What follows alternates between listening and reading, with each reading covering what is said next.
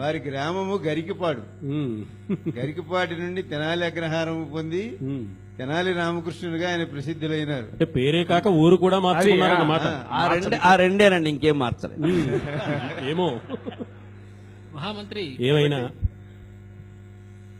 తెనాలి రామకృష్ణుడి పద్యం చూస్తే వారిని ఈ విధంగా సంభావించమని అనిపిస్తూ ఉన్నది.